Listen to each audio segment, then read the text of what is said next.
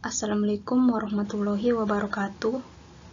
Berikut kami dari kelompok 2 atas nama Lilis Tiana dan Fajar Kalbuadi akan menyampaikan presentasi dengan judul Agen-agen ekonomi dan sirkulasi ekonomi.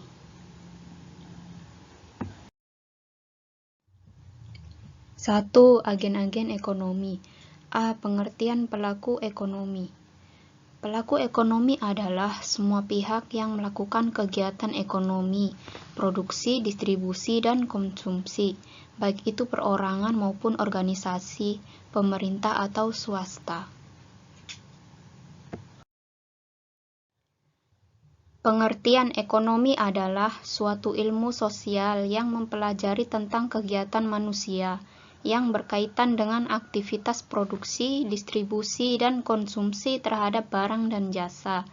Ada juga yang menyebutkan definisi ekonomi adalah semua yang berhubungan dengan upaya dan daya manusia dalam memenuhi hidupnya untuk mencapai suatu tingkatan kemakmuran. Istilah ekonomi berasal dari bahasa Yunani yaitu oikos, yang artinya keluarga atau rumah tangga, dan nomos yang artinya peraturan atau hukum, sehingga secara harfiah adalah suatu manajemen rumah tangga atau aturan rumah tangga. Lalu apa saja motif dalam ekonomi? Yang dimaksud dengan motif ekonomi adalah alasan seseorang untuk melakukan kegiatan ekonomi. Berikut ini adalah beberapa motif dalam ekonomi secara umum. Yang pertama, motif pemenuhan kebutuhan sehari-hari. Motif umumnya dilakukan oleh konsumen, misalnya membeli kebutuhan pokok manusia seperti beras, lauk, pauk. Motif yang kedua, motif mencari keuntungan. Motif ini dilakukan oleh penjual, misalnya menjual kebutuhan pokok manusia untuk mendapatkan keuntungan. Yang ketiga, motif penghargaan. Yang keempat, motif mendapatkan kekuasaan. Yang kelima, motif sosial atau tolong-menolong. Pengertian ekonomi menurut para ahli. Menurut Robbins, pengertian ekonomi adalah studi tentang perilaku manusia sebagai hubungan antara tujuannya dihadapkan dengan ketersediaan sumber daya untuk mencapai tujuannya. Yang kedua, menurut Alfred Marshall, definisi ekonomi adalah studi tentang manusia sebagaimana mereka menjalani hidup, bergerak, dan berpikir dalam konteks keseharian.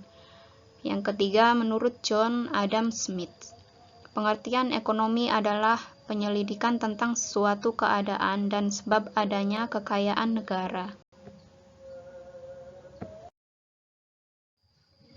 B. Prinsip-prinsip ekonomi. Yang pertama, prinsip produksi. Yang kedua, prinsip distribusi. Yang ketiga, prinsip konsumsi. C. Pelaku ekonomi dan perannya. Yang pertama, rumah tangga, keluarga, atau konsumen. Rumah tangga keluarga adalah pelaku ekonomi yang lingkupnya kecil, baik itu individu maupun kelompok, yang terdiri dari bapak, ibu, anak, paman, tante, kakek, nenek, hingga asisten rumah tangga. Adapun beberapa pokok kegiatan dari rumah tangga adalah sebagai berikut. Yang pertama, memperoleh penghasilan dari perusahaan atau produsen berupa gaji, upah, bunga, laba, dan sewa. Yang kedua, memperoleh penghasilan dari lembaga keuangan dalam bentuk bunga atas simpanan mereka. Yang ketiga, membelanjakan pendapatan mereka di pasar barang. Pelaku ekonomi yang kedua adalah perusahaan atau produsen. Perusahaan atau rumah tangga perusahaan adalah semua bentuk usaha yang menjalankan bisnis yang sifatnya tetap dan terus-menerus untuk mendapatkan keuntungan ekonomi, serta didirikan beroperasi dan berkedudukan di wilayah negara Indonesia. Adapun beberapa kegiatan kelompok perusahaan atau produsen adalah sebagai berikut. Yang pertama, menghasilkan produk, baik itu barang maupun jasa, serta berperan sebagai pemasok di pasar barang atau jasa. Yang kedua, memanfaatkan berbagai faktor produksi yang ada pada rumah tangga konsumsi untuk melakukan proses produksi. Yang ketiga, memohon kredit modal kerja kepada lembaga keuangan untuk membangun atau mengembangkan usaha mereka. Pelaku ekonomi yang ketiga adalah lembaga keuangan. Lembaga keuangan adalah semua pihak yang melakukan kegiatan keuangan, baik bank maupun bukan bank, untuk membantu meningkatkan perekonomian suatu negara. Adapun beberapa kegiatan kelompok lembaga keuangan adalah sebagai berikut. Yang pertama, menghimpun dana dari berbagai pihak, baik rumah tangga, konsumen, maupun perusahaan. Yang kedua, menyediakan kredit modal usaha bagi perusahaan atau produsen untuk meningkatkan kinerja produksi mereka. Adapun fungsi dari lembaga keuangan adalah sebagai perantara keuangan antara surplus unit dengan defisit unit. Pada umumnya lembaga keuangan ini berbentuk perbankan, pialang saham, aset manajemen, modal ventura, koperasi, dana pensiun, asuransi, dan bisnis yang sejenisnya. Agar dapat memahami apa arti lembaga keuangan, maka kita dapat merujuk pada pendapat beberapa ahli. Berikut ini adalah pengertian lembaga keuangan menurut para ahli. Yang pertama, menurut Ahmad Rodoni. Menurut Ahmad Rodoni, pengertian lembaga keuangan adalah salah satu badan usaha di mana kekayaan berbentuk aset keuangan, finansial aset maupun non-finansial aset. Yang kedua, menurut Dahlan Siamat. Menurut Dahlan Siamat, pengertian lembaga keuangan adalah badan usaha yang kekayaan utamanya berbentuk aset keuangan dibanding aset non-finansial atau real, di mana lembaga keuangan sudah memberikan kredit atau pembiayaan terhadap nasabah dan menanamkan dananya pada surat yang berharga. Manfaat lembaga keuangan.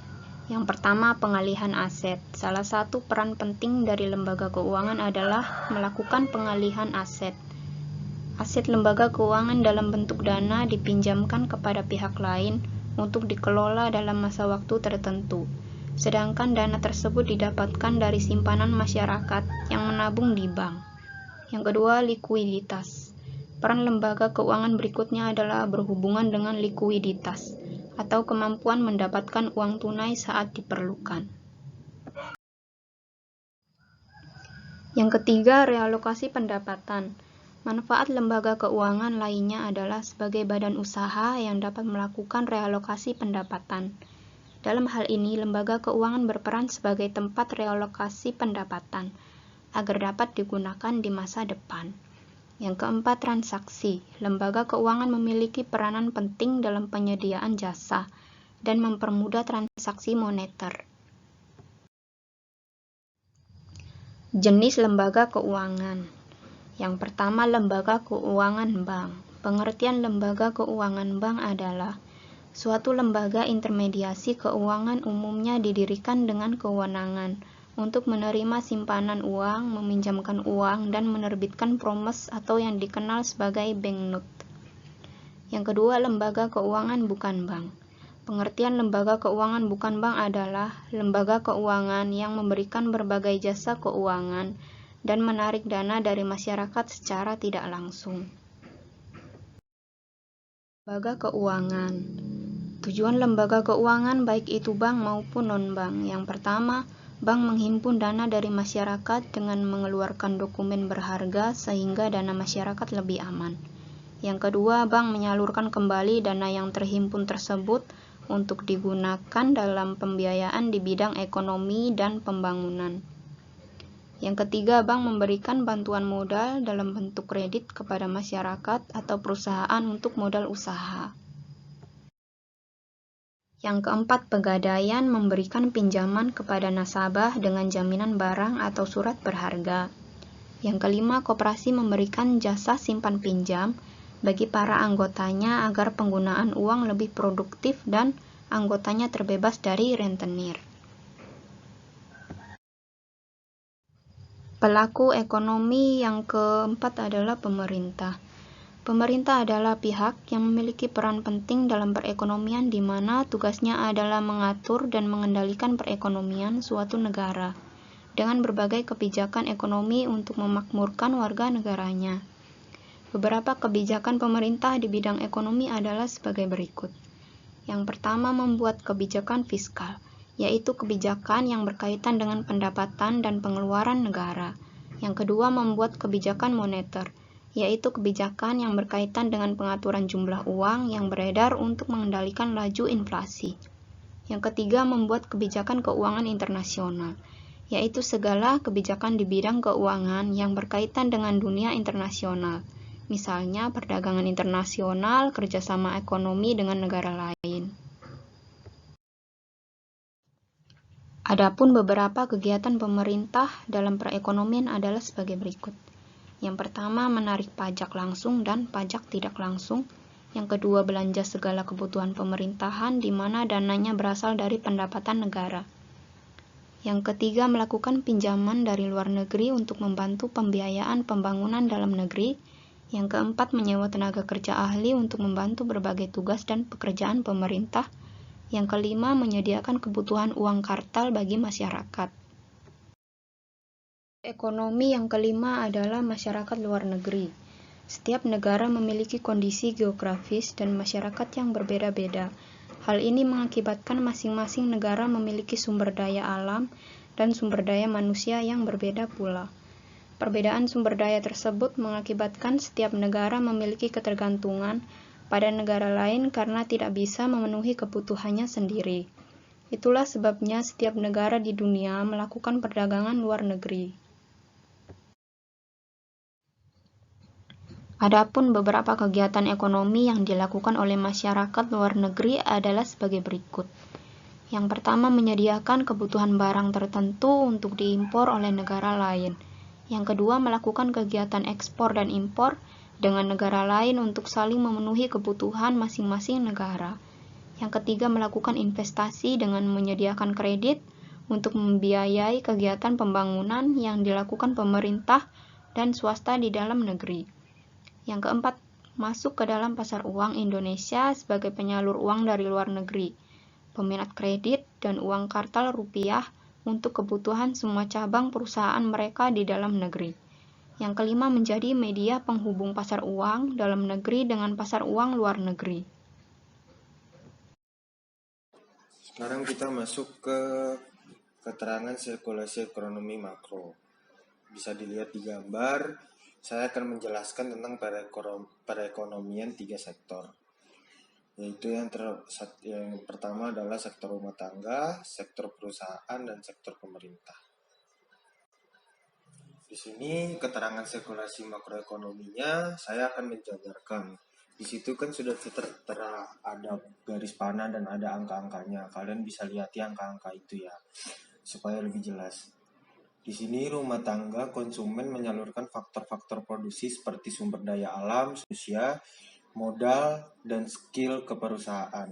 Dalam artian rumah tangga ini memproduksi seseorang yang ingin bekerja di suatu perusahaan atau suatu bahan baku untuk ke perusahaan atau sebuah skill di suatu perusahaan tersebut untuk yang sangat dibutuhkan oleh perusahaan tersebut. Yang kedua, garis yang kedua kita bisa lihat itu adalah dari rumah tangga ke balas jasa atas faktor-faktor produksi dan perusahaan. Yaitu penjelasannya adalah perusahaan akan memberikan imbalan balas jasa faktor-faktor produksi seperti sewa, gaji upah, bunga, dan laba ke sektor rumah tangga. Ya, seperti misalnya ada satu orang di keluarga itu bekerja di suatu perusahaan.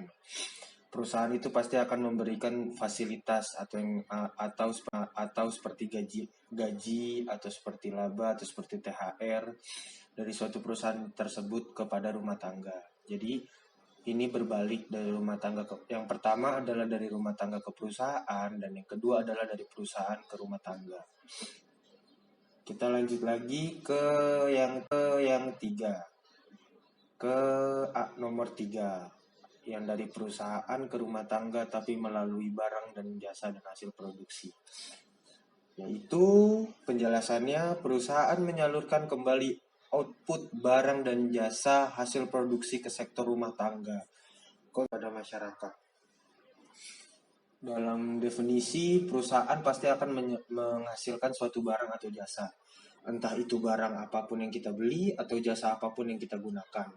Itu adalah hasil output dari perusahaan dan pasti dinikmati oleh rumah tangga. Rumah tangga itu adalah seperti per personal, membeli barang IKEA.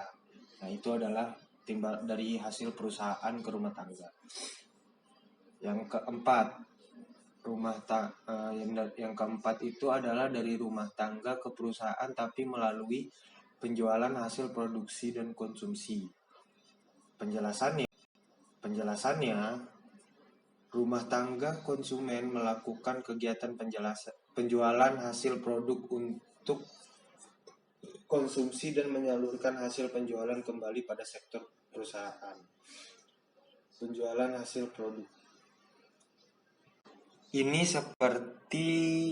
contohnya seperti rumah tangga ini menghasilkan sebuah aplikasi dan itu untuk konsumsi dan itu akan dibeli oleh perusahaan. Dalam satu contohnya itu adalah aplikasi.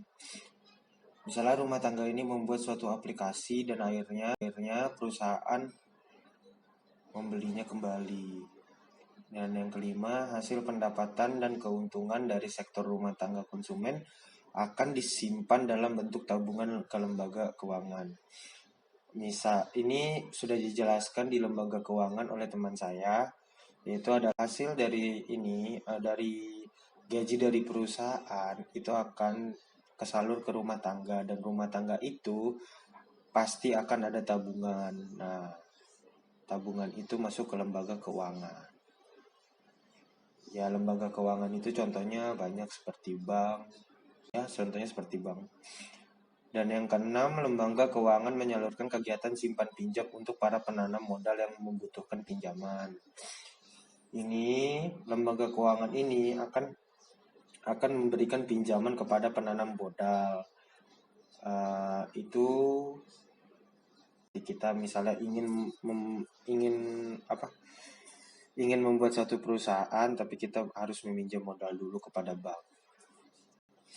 Yang ketujuh, penanam modal akan investasi ke dalam perusahaan dari hasil pinjaman lembaga keuangan untuk tujuan spekulasi. Itu adalah dari penanam modal ke perusahaan. Jadi dari lembaga keuangan nih, penanam modal ini sudah dapat pinjaman dari lembaga keuangan. Lalu penanam modal ini akan berinvestasi ke suatu perusahaan dan perusahaan ini akan membalikan modalnya. Itu adalah tujuan investasi. Biasanya disebut dengan investor. Ini adalah orang-orang investor. Hasil dari output barang dan jasa. Yang ke-8, kita lanjut ke nomor 8 ya. Hasil dari output barang dan jasa, hasil produksi dari para produsen dalam sektor perusahaan akan dikenai biaya pajak oleh pemerintah. Dan perusahaan wajib membayar pajak atas barang atau jasa yang dihasilkan dan akan dicatat sebagai penerimaan pemerintah. Jadi perusahaan ini setiap dia memproduksi barang pasti akan terkena pajak. Nah, itu pajak itu disebut sebagai pemasukan pemerintah. Kita lanjut lagi ke nomor 9. Rumah tangga konsumen juga dikenai pajak individu oleh akan disalurkan kembali dalam bentuk transfer payment seperti subsidi, dana sosial, tunjangan pensiun untuk diberikan kembali kepada masyarakat yang membutuhkan. Ini contohnya rumah tangga membayar pajak kepada pemerintah. Itu seperti kita PPN. Kalau kita membeli barang ke Indomaret pasti ada PPN-nya dong. Seperti kita membeli tanah, ada pajak bumi bangunan. Seperti kita membeli kendaraan, ada pajak mobil, ada pajak kendaraan. Nah, pajak-pajak itu sebagai penerimaan pemerintah, tapi dikembalikan lagi dengan cara yaitu seperti tunjangan pensiun, atau subsidi, seperti kita tahu subsidi kayak Pertamina atau enggak listrik, itu kan sudah disubsidi. Itu adalah salah satu gerakan pemerintah membalik dalam bentuk transfer payment, yaitu seperti dari penerimaan dari rakyat untuk rakyat. Nah, itu. Dan yang ke-10, nomor 10. Masyarakat rumah tangga konsumen melakukan kegiatan pembelian barang internasional yang dipasok oleh luar negeri atau disebut impor. Ini sudah masuk perekonomian 4 sektor, yaitu perekonomian terbuka yang sudah menunjang dari sudah mulai concern kepada ekonomi luar negeri. Jadi rumah tangga seperti kita juga nggak mungkin dong, pasti kalian semua pasti pada punya barang-barang branded yang dari luar negeri, entah itu barang, entah itu laptop, entah itu kebutuhan apapun, pasti kalian pasti punya dari barang-barang dari luar negeri. Nah, itu disebut impor. Dan yang ke-11, perusahaan dalam negeri akan menyalurkan hasil produksi ke luar negeri agar dapat bersaing dalam ekonomi internasional yang disebut kegiatan ekspor. Ini adalah kegiatan ekspor. Seperti yang kita tahu, kita banyak barang baku dan kita juga banyak mengekspor seperti cabai, seperti beras, kita ngekspor beras, dan banyak hal lainnya. Kita masuk ke pengeluaran agregat. Pengeluaran agregat itu dibagi dalam 5 jenis. Contoh yang pertama, pengeluaran konsumsi rumah tangga kepada barang-barang yang dihasilkan dalam negeri. Seperti ibu rumah tangga membeli sayur, membeli cabai, membeli barang-barang kebutuhan, tapi yang dihasilkan oleh dalam negeri, bukan oleh luar negeri. Dan yang kedua, investasi perusahaan. Contoh yang kedua, investasi perusahaan untuk menambah kapasitas sektor perusahaan menghasilkan barang dan jasa. Ini seperti contoh investor di suatu perusahaan. Jika perusahaan mendapat suplai dana yang banyak, pasti dalam sektor perusahaan menghasilkan barang dan jasanya pasti kualitinya sangat bagus. Dan yang ketiga, pengeluaran pemerintah kepada barang dan jasa yang dipeloreh di dalam negeri. Contoh ini adalah subsidi, seperti kalau barang subsidinya itu adalah Pertamina. Kalau kepada barang contohnya subsidi seperti Pertamina, PLN itu mengajukan subsidi itu dari pemerintah. Kalau jasa itu seperti kayak Pak Polisi, seperti kayak pegawai PNS, itu jasa-jasa yang dikeluarkan oleh pemerintah. Yang keempat, ekspor, yaitu pembelian negara lain kepada barang buatan perusahaan-perusahaan di dalam negeri. Yaitu kita biasanya mengekspor cabai, mengekspor garam, mengekspor pasir. Itu ada pengeluarannya. Dan yang kelima, barang impor, yaitu barang yang dibeli di luar negeri. Seperti di sektor pertanian membutuhkan mesin-mesin yang berteknologi tinggi. Nah, itu harus dibeli lewat barang impor. Tapi tidak semuanya yang dibeli dari barang impor itu kena pengeluaran, karena juga kena dari barang. Misalnya kita personal beli baju dari luar negeri, itu juga bisa mendapatkan pendapatan bagi pemerintah dari pajak bea cukai. Kita lanjut lagi ke faktor-faktor penentu ekspor dan impor. Ada faktor yang terpenting yang menentukan ekspor suatu negara, yaitu kemampuan dari negara tersebut untuk mengeluarkan barang-barang yang dapat bersaing dalam pasaran luar negeri, baik dalam mutu, harga barang yang diekspor paling tidak sedikit sama baiknya dengan yang diperjualbelikan dalam pasaran luar negeri, serta cita rasa masyarakat luar negeri terhadap barang yang diekspor. Why I underline this? Because that's an important thing.